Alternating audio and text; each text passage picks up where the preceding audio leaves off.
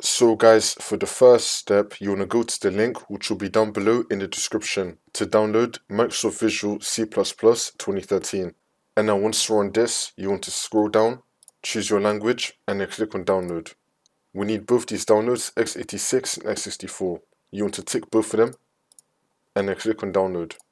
If it asks you to download multiple files, you want to click on allow, and they should now start downloading. And then once you've downloaded both of them, you want to right click on one of them, and then click on show in folder. We should now be in our downloads folder with both the downloads. We're going to install them one by one. I'm going to start with x64. You want to double click on it, and then once this comes up, you want to tick the box I agree, and then click on install, and then click on yes. It's now going to start installing, and then once that's been done, we can now close out of this. And we're now going to install the other one, x86. Double click on it, you want to tick the box I agree, and then click on install, and then click on yes. And then once that's been installed, we can now close out of this. And now for the last step, you want to restart your computer, and then the problem should be fixed.